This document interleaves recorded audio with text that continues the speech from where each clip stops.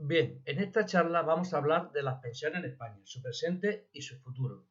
Para ello, vamos a hablar de las pensiones que tenemos, del ataque que los sistemas de pensiones públicas están sufriendo desde hace muchos años y cuáles son nuestras respuestas a sus argumentos, de las reformas que se han producido en España en las pensiones y de las medidas del actual gobierno, que son las que en realidad nos van a llevar al futuro de las pensiones. Antes de eso, quiero comentar sobre el movimiento andaluz en defensa de las pensiones públicas, al cual yo pertenezco.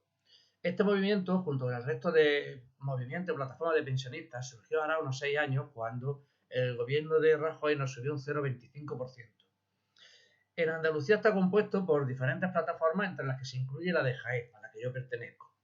A nivel estatal, y gracias a la iniciativa de nuestro movimiento andaluz, se ha constituido una unidad de acción del movimiento de pensionistas que está dando un trabajo importante y que recientemente, el 15 de octubre, se manifestó con gran fuerza en Madrid en defensa de las pensiones.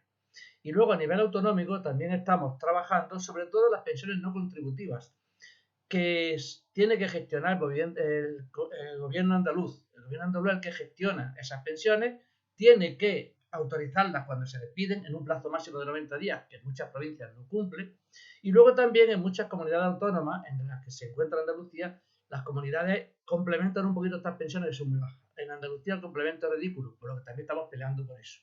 Y finalmente también estamos hablando de otros temas con el gobierno andaluz, como por ejemplo la residencia. Bien, las pensiones en España. Las pensiones en España son fundamentalmente las pensiones de la seguridad social. Son las pensiones contributivas.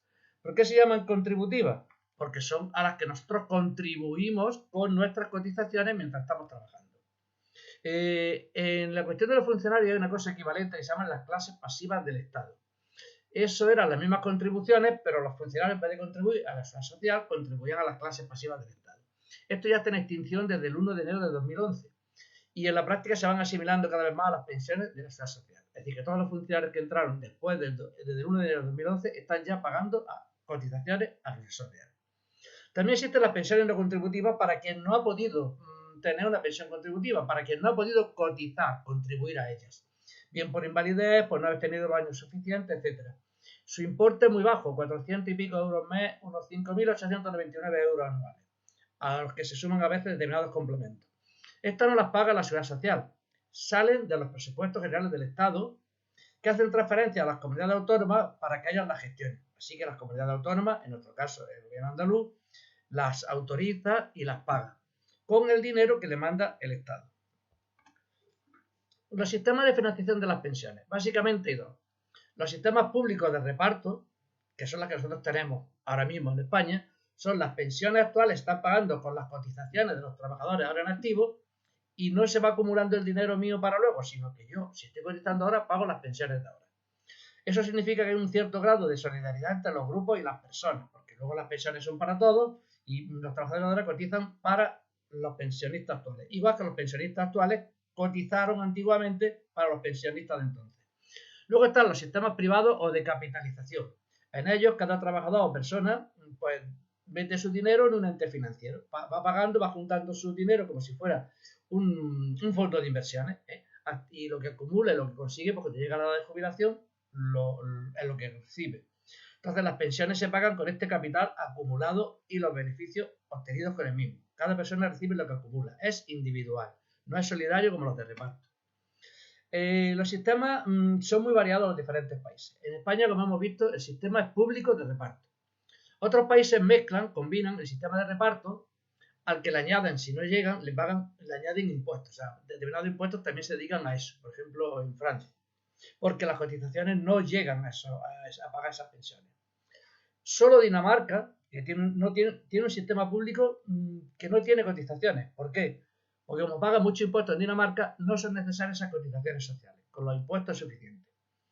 En la mayoría de los países, como hemos dicho, se combina el sistema de reparto, que suele pagar pensiones muy bajas, el sistema público, complementado por otros de financiación particular para el que puede invertir en pensiones privadas. Algo similar a esto podría ser nuestro futuro. Vamos a ver, las pensiones, los economistas hablan de tres pilares de las pensiones. El primer pilar son las pensiones públicas, como las que nosotros tenemos, El segundo pilar serían las pensiones de empresa, que es lo que está potenciando ahora el ministro Escrivá. Y el tercer pilar serían las pensiones privadas, es decir, lo que yo meto en un fondo de inversión y le llamo pensión, pero es un fondo de inversión para mí. Eso podría tender nuestro sistema a eso si nosotros no conseguimos defender las pensiones públicas suficientes para todos y que no haga falta complementarlas con otros sistemas de pensiones. En Estados Unidos las pensiones privadas son el sistema general. Incluso si una empresa quiebra, pues si pierden las pensiones de los trabajadores, pierden el seguro de salud, lo pierden todo. En Chile, por poner un ejemplo, en su constitución, las pensiones tenían que ser de la población, tenían que ser pensiones privadas y se entregó la gestión a las entidades financieras. Han demostrado ser un fracaso. Pero qué curioso que Pinochet, a quien le aseguró un sistema de reparto, es decir, unas pensiones seguras cuando llegaran, fue a los militares y a los policías. Hay que tener en cuenta una cosa muy clara.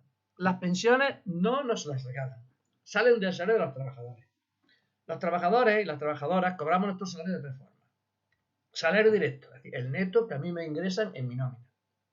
Salario indirecto, es decir, los bienes y servicios públicos que disfrutamos y pagamos con nuestros impuestos. Por ejemplo, la sanidad, la educación, las carreteras. Eso también es nuestro salario. Eso lo estamos pagando con nuestros impuestos, IRPF, IVA, etcétera, que hemos ganado con nuestro trabajo.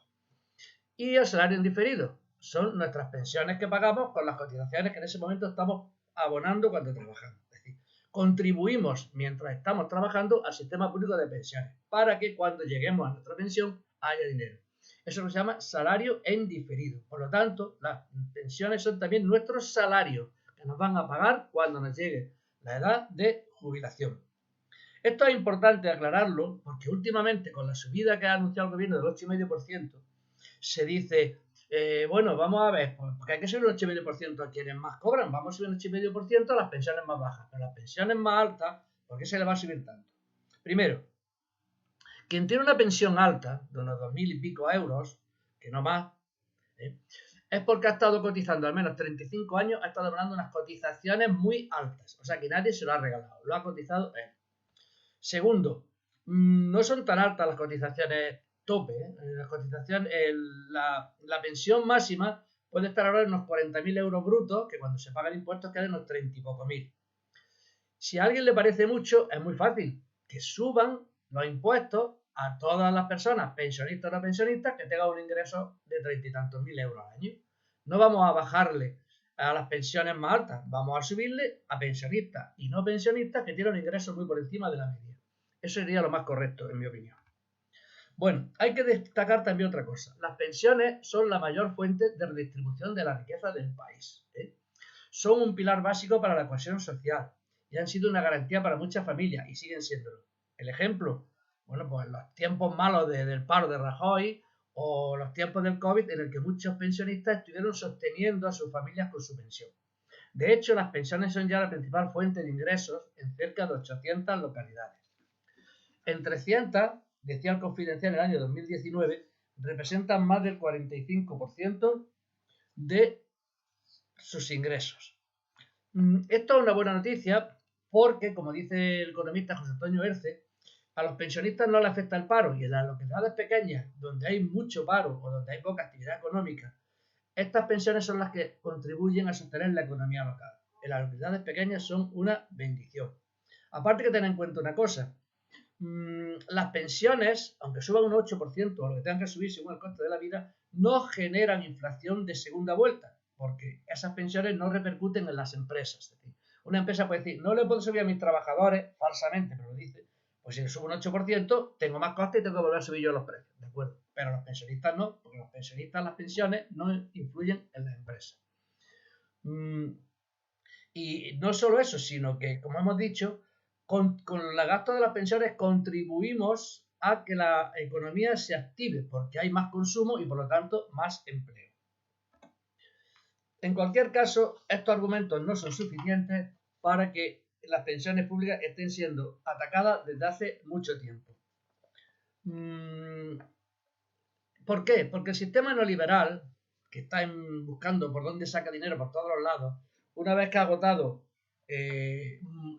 otra vía de extraer riqueza, pues optan por extraer, los fondos de inversión optan por extraer la riqueza de los servicios públicos y de las personas, en su sanidad, que no pueden prescindir de ella, en su educación, en dependencia y en pensiones. Para ello están siempre por hacer lo mismo, que los servicios públicos sean deficitarios y funcionen mal. Al no tener los medios necesarios, funcionan mal. ¿Eso qué hace? Que la población se va a las opciones privadas. O sea que es intencional. Lo que está pasando con el sistema de pensiones es consecuencia de una estrategia del capital para empobrecer las pensiones públicas y ponerlas en riesgo. Y así incentivar la contratación de planes de pensiones para beneficiar los intereses privados de los fondos de inversión y de los grandes bancos. De todas formas, este ataque a las pensiones no es nuevo. ¿Por qué? Pues porque el dinero de las pensiones públicas es un magnífico bocado para el capital financiero. Solo en España hay alrededor de 170.000 millones al año en pensiones. Son depósitos muy estables que no se pueden sacar hasta después de la jubilación, 20 o 30 años, y si ellos los consiguieran los bancos, pues tendrían un enorme flujo de capital. Ya la OCDE en 1980, en un informe, sugería que había que aumentar las cuotas, reducir intensamente las pensiones, aumentar la edad de jubilación y suprimir las revalorizaciones, de acuerdo al IPC, porque si no, amenazaba ya entonces con que el estado de bienestar caería. El tiempo ha confirmado que aquella amenaza era falsa. En 1995, en España, ya el ministro de Hacienda, Pedro Solbes, recomendó a todos los españoles que contrataran fondos de pensiones privados, porque el sistema público no iba a ser sostenible. Eso también es falso, porque ya se demostró que los fondos de reserva, desde al primer gobierno de Aznar, el fondo de reserva de la Seguridad Social ya tenía 70.000 millones de euros. En cualquier caso, ellos siguen empeñados en lo suyo a través de sus medios de comunicación y tratan de imponer el relato. Es importante saber que hoy en día lo más importante, más que tener razón o no tenerla, es que la gente se crea lo que tú dices. En política está muy claro que si tú impones un relato, la gente acepta luego las medidas que tú quieras tomar en función de eso. Un ejemplo de esta imposición del relato y uno de esos medios afines, pues tenemos al ABC. El ABC, la noticia que se ve ahí, el enlace para verla, decía: más de la mitad de los españoles cree que no cobrará pensión al jubilarse. El 62% de los jóvenes españoles no cree que vaya a cobrar pensión cuando se jubile. Y a pesar de ello, curiosamente, solo el 26% de los encuestados tiene un plan de pensiones. A ver, no sería más lógico decir, pues curiosamente, ante el tema de no cobrar pensiones, estos jóvenes lo que tienen que hacer es luchar por defenderlas. Decir, curiosamente, estos jóvenes no están luchando por defender la libertad que se suprima. No, ellos lo que dicen es, curiosamente, no se meten en un plan privado. Y nos orientan hacia el plan privado en lugar de defender las pensiones. Es más, nos quieren con anteojeras. Solo quieren que veamos lo que ellos nos cuentan, porque junto con esa noticia se ve un cómic en el que dice: si un desconocido te sonríe y te dice el sistema público de pensiones no está en peligro, corre y no mira atrás. No escuche a quien te está diciendo otra cosa. A ellos les interesa lo que están diciendo, que es que contrates planes de pensiones privados, que además eso les sirve como excusa para ir bajando luego las pensiones públicas. Argumentos que tienen en contra de las pensiones. La primera, que hay demasiados pensionistas por cada trabajador en activo. Como la población española está envejeciendo, pues dicen que va a haber demasiados pensionistas por cada trabajador en activo. Eso es falso, porque no importa cuántos son los trabajadores en activo, quienes producen, sino cuánto se produce. Importa la productividad. Un ejemplo, en 1960 el 42% de la población española era agricultora, se dedicaba a la agricultura. Hoy tenemos los mismos alimentos que el 2% de la población. SEAT en 1980, con 32.000 trabajadores, fabricaba 400.000 coches. Hoy, en 2019, con 11.000 trabajadores, fabrica 500.000 coches. Por lo tanto, lo importante no es cuántos trabajadores hay, sino la productividad y el PIB, el Producto Interior Bruto, y que se distribuya justamente. ¿Cuáles son entonces los factores reales que permiten sostener las pensiones? Pues la productividad del trabajo, como ya hemos dicho, la tasa de crecimiento económico, es decir, que el PIB crezca lo suficiente, y el PIB en España prácticamente siempre está creciendo, con lo cual significa que siempre hay más riqueza. Lo que pasa es que si hay una distribución de la renta mal hecha, en la que la riqueza se concentra en unas pocas manos, pues hace más pobre al resto del país. Eso es lo que está ocurriendo en España. Es un problema de que la riqueza del país, que aumenta, no se distribuye correctamente. Otro factor que influye, el desempleo. No se puede decir que no hay suficientes activos y que para sostener los jubilados cuando tenemos muchos jóvenes ahí esperando y parados. Que no me digan, primero agota a los jóvenes que están esperando para trabajar y después me dices que no tienes bastantes trabajadores para mantener a los jubilados. Lo mismo que la calidad del empleo. Se están dando contratos por horas, sueldos bajos, que eso redunda pues, en mala calidad de vida de los trabajadores en sus futuras pensiones, porque tendrán cotizaciones muy cortas y por lo tanto pensiones muy cortas, y además en que no se puedan sostener el sistema público de pensiones actual. En este aspecto, por ejemplo, hay que destacar, el pasado mes de agosto había, todos los viernes se daban de baja a unos 100.000 trabajadores que se volvían a contratar el lunes. Es lo que se llama el efecto viernes. Es decir, que las empresas, para ahorrarse la cotización del trabajador del sábado al domingo, lo despidían un viernes y lo contrataban el lunes. Esos trucos son los que están haciendo que muchas veces los trabajadores no puedan cotizar correctamente y el sistema público de pensiones pase en dificultades. También, por supuesto, el empleo femenino, a mayor población activa y muchas más mujeres que se incorporen al trabajo, para lo cual hay que facilitarles guardería y otros medios, pues mejor. También evitar la economía sumergida, que oculta impuestos y cotizaciones. Y por último, pues otro tipo de decisiones presupuestarias, por ejemplo, el destope. ¿A qué llamamos destope? Destope es que los trabajadores que cobran una cantidad, un sueldo bastante alto, pasado cierto límite de ese sueldo, no se le cobra más cotización. Es decir, si yo cobro unos 4.000 y pico al mes, cotizo. Si ya cobro 8.000 al mes, cotizo lo mismo que los 4.000 y pico. No me suben la cotización. España es el tercer país por la cola en los que las cotizaciones tienen un tope más bajo. Hay países que a mayores sueldos, mayores cotizaciones. Eso no ocurre en España. Otro argumento, que vivimos demasiado tiempo. Pero bueno, vamos a ver. Tampoco es tanto. En 1980 la esperanza de vida era 75 años. 40 años después era 83 años. Es más, no ha subido la esperanza de vida en 2022 con respecto al 2019, antes del COVID. El envejecimiento no es ninguna catástrofe natural, al contrario. Es un éxito nuestro, que gracias a nuestro desarrollo sociosanitario, a la mejor alimentación, etcétera, pues tenemos una esperanza de vida mayor. Que además la esperanza de vida no indica cuánto va a vivir una persona mayor, sino que es la media de la edad a la que mueren las personas. Y antiguamente, por ejemplo en 1980, por dificultades en sanidad, morían muchos más niños, por lo tanto bajaban la esperanza de vida. No es que ahora la gente viva exactamente mucho más años, sino que la esperanza de vida ha mejorado porque hay una mortalidad de edades tempranas mucho menor. También hay que tener en cuenta que la esperanza de vida no es igual para todos. Hay una media de unos 8 años de diferencia entre la población que mejor vive, que vive unos 8 años más de media, que la población que tiene más dificultades, más pobreza. Por eso decimos que la posibilidad de vivir más años en buenas condiciones depende sobre todo de la clase social. En cualquier caso, de todas formas, parece ser que a los jubilados les molestan a determinados organismos neoliberales del capitalismo. Por ejemplo, un informe de la OCDE del 30 de agosto de 2022, el impacto de la edad de la población mayor en los futuros niveles de gobierno, decía que las personas mayores estaban viviendo demasiado tiempo y eso entorpecía que la población más joven pudiera vivir en mejores condiciones. Ya Christine Lagarde, de 66 años, no sé si recordáis cuando dijo que los ancianos viven demasiado y eso es un riesgo para la economía global.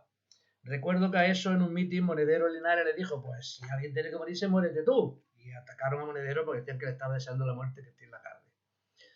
Dan Patrick, 72 años, un vicegobernador de Texas, dijo, los abuelos deberían sacrificarse para salvar la economía y no paralizar al país norteamericano, deben morir. Y Taro Aso, de 81 años, el ministro de Finanzas japonés, dijo, pido a los ancianos que se den prisa en morir para que el Estado no tenga que pagar su atención. Curioso que todos tienen 66, 72 y 81 años. Ellos también son ancianos. Pero para ellos el problema en realidad no es la edad, el problema es los pobres, los ancianos pobres. De hecho, en Canadá hay ya leyes que indican que si una persona ya anciana y pobre no tiene dinero para pagarse la sanidad, pues que no se la trate, que se la deje morir. No hay que irse muy lejos, parecido a lo que hizo Ayuso con el protocolo de la vergüenza cuando dio instrucciones por escrito, de obligado cumplimiento, en las que decía que a los ancianos de la residencia que tuvieran algún tipo de dificultad, que no se les llevara durante el COVID a los hospitales. De hecho, nombró un coordinador de residencia, un médico coordinador de residencia en cada hospital, y cuando una residencia llamaba al hospital, preguntaba las condiciones del enfermo, y si el coordinador veía que tenía algún tipo de impedimento y demás, pues decía, no se va a poner. Y la ambulancia ni siquiera iban por él. Curiosamente, los que tenían seguros privados sí iban por ellos sus seguros, y los llevaban al hospital, y luego ese tratamiento lo pagó el Estado. Por lo tanto, no se trata tanto de que moleste a la gente mayor, sino de que quieren deshacerse de todo lo que no les sea rentable. Esto también lo hemos visto últimamente el enfrentamiento que ahora están pretendiendo hacer entre las personas mayores y los jóvenes. Pretenden enfrentarnos al personal activo contra los jubilados, acusando a los pensionistas de vivir mejor que los trabajadores. Son argumentos falsos, porque la mayoría de las pensiones para empezar son muy bajas y reducir las pensiones además no supondría que suban los salarios. Además, como hemos visto, muchas familias viven gracias a las pensiones de los abuelos. No podemos olvidar, y eso quieren que lo olvidemos, que activos y jubilados somos clase obrera en dos momentos distintos de nuestra vida. Tratan de ocultar que el auténtico conflicto está entre la clase trabajadora y el capital, que cada vez acumula más a costa de otros. Ahí tenemos ejemplos. En 2021, las empresas cotizadas en bolsa obtuvieron unos beneficios récord de 64.000 millones de euros. Entonces, no se van a mejorar las condiciones salariales de los trabajadores bajando las pensiones, al contrario. Lo que ocurre es que antes le decían al trabajador, el emigrante te está quitando el puesto de trabajo, tu enemigo es el emigrante. Ahora le dicen, el pensionista está viviendo mejor que tú, tu enemigo es el pensionista. Eso lo reseñó muy bien un artículo llamado Odia a tu abuelo, si lo buscáis por internet es muy interesante. En cualquier caso, siempre, el capital lo que quiere es que el trabajador se enfrente a otra sección de la clase trabajadora, porque trabajadores y pensionistas somos clase trabajadora en dos momentos de nuestra vida. Y así quitarse a ellos de la pantalla, que no se vea que quien realmente se está inflando es el capital. Por eso, lo que tenemos que hacer, la verdadera solución es defender unas condiciones laborales y unos salarios dignos que con sus cotizaciones garanticen las pensiones actuales y futuras. Es una lucha común contra los abusos del capital, no una guerra entre nosotros. Es más, como hemos dicho antes del reparto de la riqueza, a mí me gusta decir una frase que dijo Gandhi, que dice, la tierra proporciona lo suficiente para satisfacer las necesidades de todos los hombres, pero nunca podrá satisfacer la codicia de algunos hombres. Vamos a ver por un ejemplo de lo que estamos diciendo. Por ejemplo, el crecimiento salarial real proyectado en el 2022. En España se va a perder un 4,5% de salario. Comparemos eso con el resto de los países y la media de la OECD. Se ve que España es en el que los salarios van a bajar más, porque en realidad lo que hay es una pelea actualmente entre el capital y el resto de la población para que abriendo una crisis, a ver quién se queda con la mayor parte de la ganancia. Eso lo hace siempre el capital en las crisis. Por eso se están negando a firmar convenios colectivos con un mínimo de decencia, de remuneración, y por eso también quieren bajar las pensiones. Bueno, pues ahí vemos cómo el problema está de los trabajadores no está en las pensiones, está en que están subiendo, o mejor dicho, están perdiendo más que nadie su salario real. Y también, claro, ¿qué trae eso? Pues que pretenden también que no pagar impuestos, ahorrarse los impuestos, porque si se paga menos a los trabajadores, se paga menos las pensiones, se paga menos los servicios públicos, pues se pagan menos impuestos. Ahí tenemos un ejemplo de España. España llegó a pagar un 35% de su PIB en impuestos hacia el 2007. Después ya el 2009, 2010 ya vemos que bajó un 3 o 4 puntos. Y todavía en 2017 no se había recuperado con Rajoy. Si comparamos eso con los impuestos de Dinamarca, de Suecia, de Italia, de cualquiera, o la media de la Unión Europea, ya vemos que están entre un 35 y casi un 40 actualmente, veremos que el problema está en que España no cobra impuestos suficientes. Ojo, no es que no nos cobre impuestos suficientes a nosotros en la renta y el IVA, es que a quien no le está cobrando los impuestos es a las empresas y a las grandes fortunas, que son las que se quitan de en medio, en comparación con otros países. Tercer argumento, que las pensiones en España son demasiado elevadas. Se dice que la tasa de sustitución o de reemplazo es muy alta, el 75% en 2021, la más alta de Europa. ¿Qué es la tasa de reemplazo? Bueno, vamos a ver. Si yo cobro un salario de 1.000 euros y en la pensión me quedan 750, el 75%, esa es la tasa de reemplazo. Es decir, la tasa de reemplazo es el porcentaje, en qué porcentaje queda mi pensión comparada con el sueldo que yo estaba cobrando. Claro, hay países europeos que son más bajos. Por ejemplo, vamos a poner en Alemania un 60%. Es que no es lo mismo. Si aquí el salario son 1.000 euros, un 75% son 750. Si en Alemania el salario son 2.000 euros, un 60%, una tasa de sustitución más baja son 1.200 euros. Por lo tanto, está claro que el problema de la tasa de sustitución no es que sea la más alta de España, sino que está comparada con los salarios más bajos. Por eso las pensiones españolas, por mucha tasa de sustitución alta que tengan, están entre las más bajas de Europa. Es más, el 40% de los jubilados y el 50% de las viudas no superan los 1.000 euros, situándose justo en el umbral de pobreza, nivel que comprende al 68% de los jubilados. es difícil así sostener que las pensiones en España son muy generosas.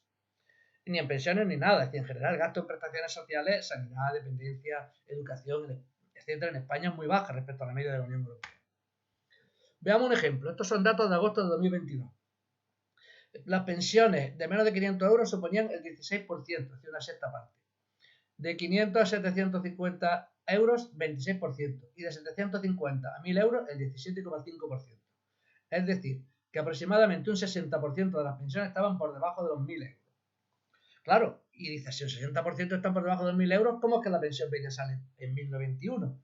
Pues porque la pensión media distorsiona la realidad, porque al meter en la pensión las pensiones más altas hace que suba la media, y la media se pone en 1091. Pero la verdad es que la mayoría de las pensiones están por debajo de 1000. Para eso se utiliza lo que se llama la pensión mediana. La pensión mediana es la pensión por la cual hay tanta gente, tantos pensionistas, tantas pensiones por encima de esa, como pensiones por debajo de ella. Un 50% por arriba, un 50% por abajo, la que está en medio. Y ahí vemos que la pensión mediana en España está un poquito por debajo de 850 euros. O sea que de pensionistas ricos, nada. Y desde luego muy pocos. Y los que hay que han obtenido más de 2000 euros es porque han cotizado mucho tiempo con cotizaciones muy altas. Otro ataque a las pensiones. Que las cotizaciones de sociales de los trabajadores no son suficientes. Bueno, vamos a ver. Para empezar, el artículo 109 de la Ley de la Seguridad Social dice cuáles son los ingresos que debe tener las pensiones, la Seguridad Social. Y dice, por ejemplo, empecemos por el B, las cuotas de las personas obligadas, es decir, las cotizaciones. Si faltaran, también aportaciones progresivas del Estado, que se consignarán con carácter permanente en los presupuestos generales. Y las que se acuerden para atenciones especiales o resulten precisas por exigencia de la coyuntura. Es decir, que cuando es preciso, el Estado debe aportar, no prestar, aportar. También las cantidades recaudadas en conceptos de recargos, sanciones u otros de naturaleza análoga. D. Los frutos, rentas, intereses y cualquier otro producto de sus recursos patrimoniales. No olvidemos que la Seguridad Social tiene un inmenso patrimonio. Solo en la provincia de Jaén tiene 81 edificios, fincas, etc. Por ejemplo, los hospitales de Jaén y de Linares se construyeron con el dinero de la Seguridad Social. Y eso vale mucho dinero. En Chillobar, por ejemplo, hay una finca de la Seguridad Social de 5 kilómetros cuadrados. O sea que sí hay recursos que se están prestando gratuitamente. Y luego, bueno, cualesquiera otros ingresos. Por otro lado, dicen que no hay dinero para las pensiones. Bueno, vamos a ver. Es que se está gastando, con el dinero de las cotizaciones se han pagado cosas que no correspondían. Por ejemplo, tiene naturaleza contributiva, es decir, que se paga con las pensiones contributivas, con las prestaciones económicas de la Seguridad Social, es decir, las pensiones de diferentes tipos, jubilación, enfermedad, viudedad, orfandad, etc. Y las prestaciones derivadas de las contingencias de accidentes de trabajo y enfermedades profesionales. No tiene naturaleza contributiva, es decir, no se deben pagar con las cotizaciones, no se deben pagar la asistencia sanitaria de la Seguridad Social, las pensiones no contributivas que hemos mencionado antes por enfermedad de jubilación, el subsidio de maternidad, los complementos de mínimo de las pensiones, que es un complemento que paga el Estado a quien tiene las pensiones muy bajas, las prestaciones familiares, ni el ingreso mínimo vital. Es decir, que hay un montón de gastos que no se deben de pagar a costa de las cotizaciones. Y sin embargo, se han estado pagando hasta hace muy poco.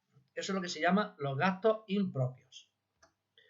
Por ejemplo, estos gastos impropios, el Tribunal de Cuentas decía en 2018, el informe que hizo al final de 2018, que solamente por dos partidas, el gasto sanitario y el complemento a las pensiones mínimas, que como hemos visto, ninguna de esas dos cosas se deberían de pagar con las cotizaciones, y se habían estado pagando con las cotizaciones, el Estado debía 103.690 millones de euros a la Seguridad Social.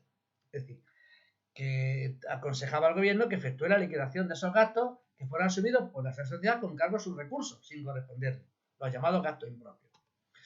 Incluso el Pacto de Toledo, en su primera recomendación, dice que es necesario un ejercicio didáctico para explicar a la población que gran parte de este agujero se debe a que la Seguridad Social ha asumido gastos impropios que no deberían haber sido asumidos por las cotizaciones sociales.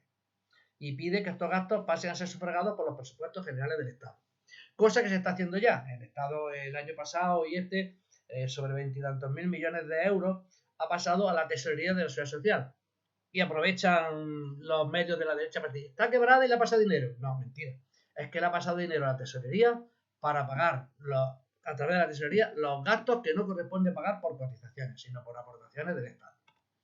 Pero no solo eso, sabemos que a pesar de todo eso, se creó un fondo de pensiones que llegó a tener hasta casi 70.000 millones de euros cuando lo cogió Rajoy y que en 4 o 5 años lo había agotado.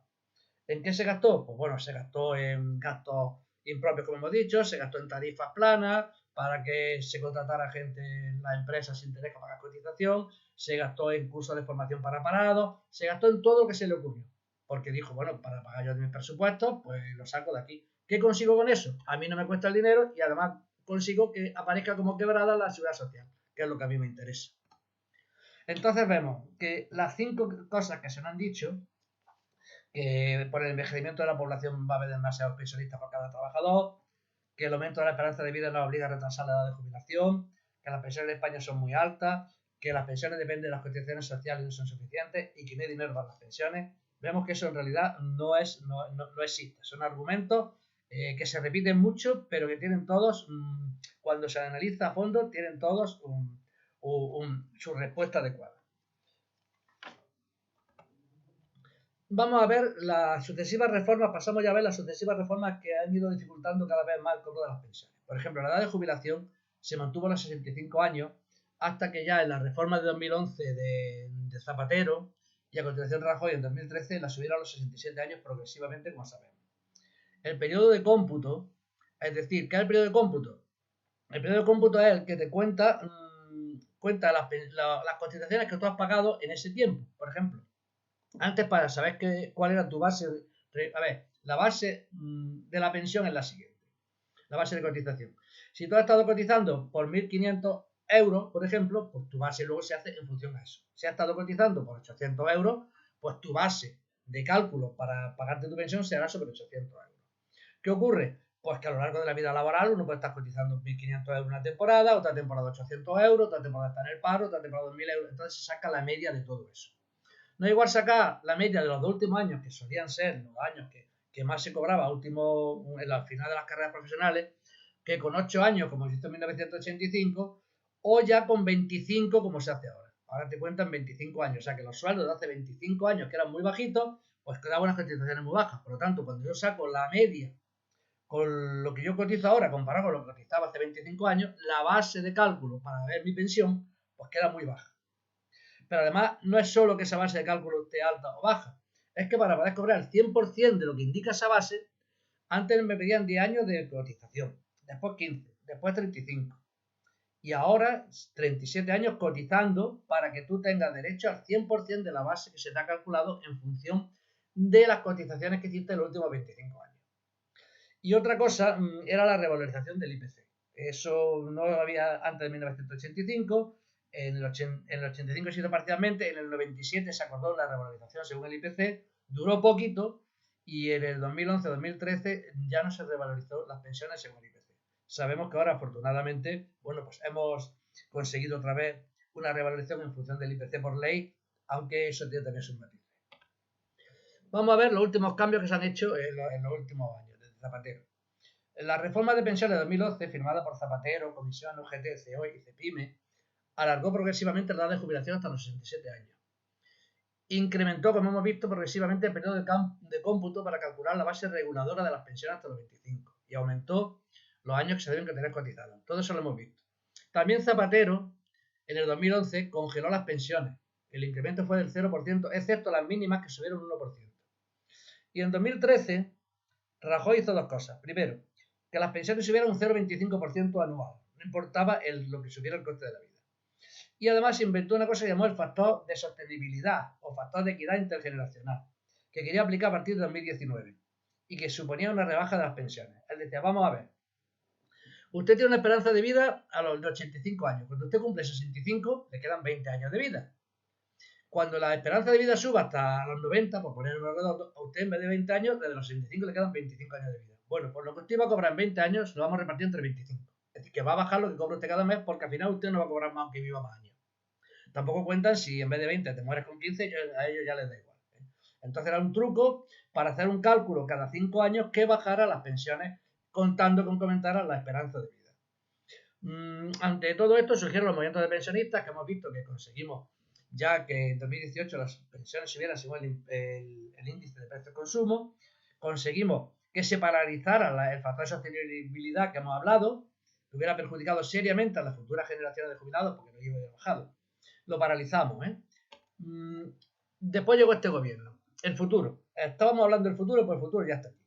A ver, este gobierno ha recuperado por ley la subida de las pensiones según el IPC, basándose en un cálculo denominado IPC medio, que es la media de las subidas mensuales del IPC. Es decir, si en enero del año pasado el IPC subió 0,5, en febrero el 1, en marzo el 1,2, en abril el 1,8, hasta llegar a una subida del 5,5% que hubo de noviembre a noviembre, pues no me suben el 5,5 de noviembre a noviembre, sino que me sacan la media del 0,5 o 1 hasta esa escalera que va subiendo. Por lo tanto, la media de la escalera queda más baja.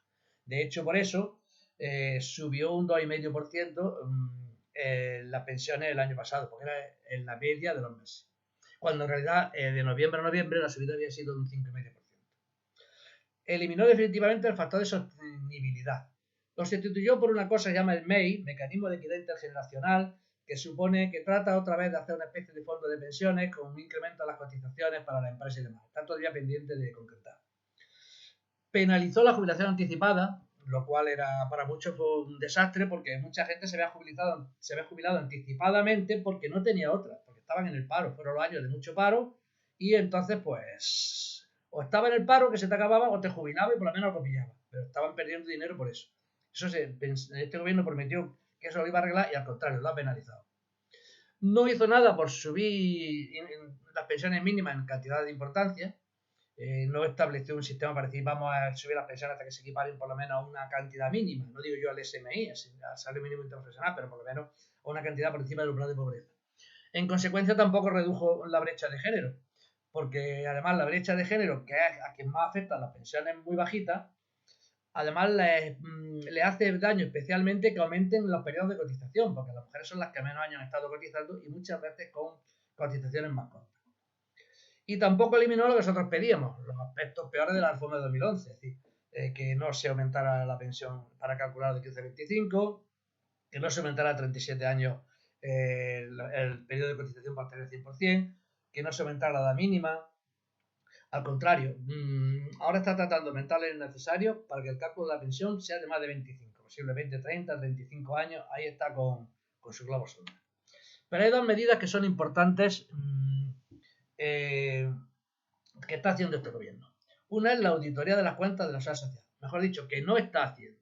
A ver, el gobierno ya hemos visto que reconoce que la Seguridad Social ha estado abonando durante años gastos que no le correspondían. Lo ha reconocido el Pacto Toledo, lo ha reconocido el Tribunal de Cuentas. Eso está aceptado. Por eso es por lo que comenzó a hacer transferencias de los presupuestos generales del Estado a la tesorería de la Seguridad Social, para que pagarle lo que no le correspondía que estaba pagando la Seguridad Social. Pero se quedó a medias porque después los gastos que llevábamos hechos de años anteriores, esos no se han querido hacer, no se han querido revisar. El movimiento pensionista viene reclamando que se realice una auditoría histórica a las cuentas de la Seguridad Social. Por ejemplo, la Seguridad Social estuvo pagando la construcción de hospitales y todo hasta 1986, cuando se hizo una ley de sanidad que ya le hizo que dependieran los hospitales de los impuestos.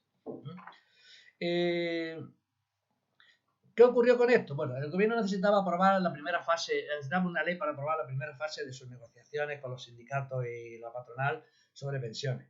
Y ERC, que es uno de los grupos parlamentarios que más claros tienen el tema de las pensiones, dijo que ellos no apoyaban, hacían falta los votos de ERC. Dijo ERC que ellos no apoyaban esa ley si no se comprometían en la ley a que se hacía una auditoría de la seguridad social, de las cuentas. Se tenía que encargar en el plazo de un mes a partir de la aprobación de la ley y está resuelta 6 meses después.